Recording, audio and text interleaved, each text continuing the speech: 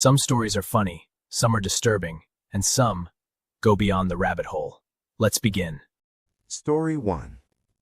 My 3-year-old daughter stood next to her newborn brother and looked at him for a while, then turned and looked at me and said, "Daddy, it's a monster. We should bury it."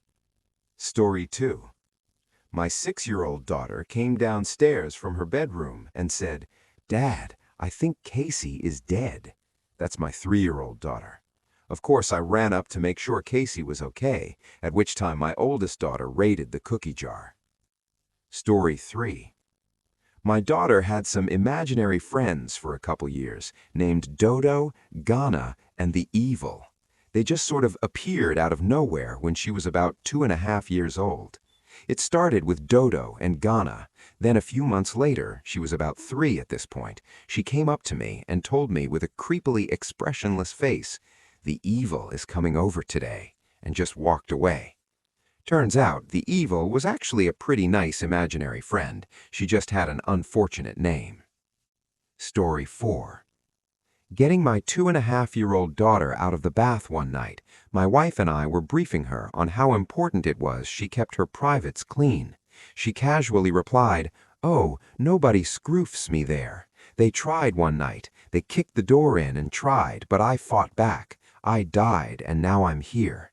She said this like it was nothing. My wife and I were catatonic. Story 5. While playing classroom with my 3-year-old brother, he made an offhanded comment about being in my mother's belly twice. I was amused and said, "Oh, really?" He proceeded to tell me in amazing detail being inside our mother. He told me about it being warm and that he liked it, but he always felt sick. One day he got so sick that they came and told him he had to leave. He didn't want to, so they promised him he would get to come back again and back to our mom. So he left, and they let him come back again, and this time he didn't feel sick. I lost my mind and started screaming for my mother. He told her the same story. Then after she stopped crying, we were not allowed to talk about it. I was 10, and I was old enough to remember that she had a miscarriage almost 1 year before my brother was born. Side note, I'm not religious, but my brother always kind of makes me wonder. Story 6. My daughter was 4 years old. One morning I heard her door open and shut. That usually meant that she would be coming to our room to lay down with us. She never came in, but shortly after I heard her voice. Hoping she would go back to sleep, I let her be for a bit. Then I heard the door open and shut again. This time I decided to go into her room and see why she kept getting out of bed. I walked in and she had her eyes closed. "Sweetie?" "Yes, Daddy?" "Why did you get out of bed?" "I didn't. I was trying to sleep, but he wouldn't leave me alone. He kept talking to me and asking me questions." "He? Who is he?" "The little boy that was in my room." Sweetie, that was just a dream. There is no boy in your room." "I know that. He just left." "Okay, well, what was the little boy doing?" "He was hanging from the fan and asking me a bunch of questions." "How was he hanging from the fan? With his arms?"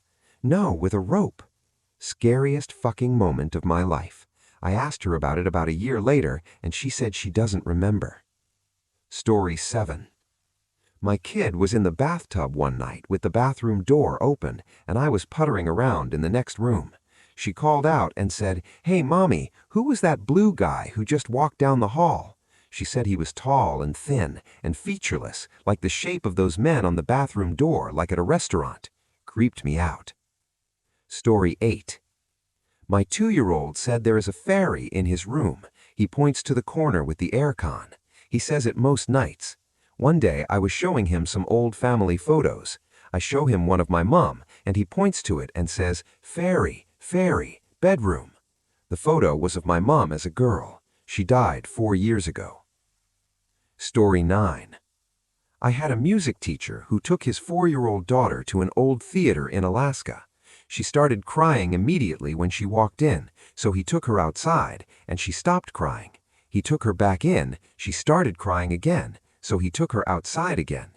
He asked her why she was crying, and she said, "That's where the people with no eyes watch you."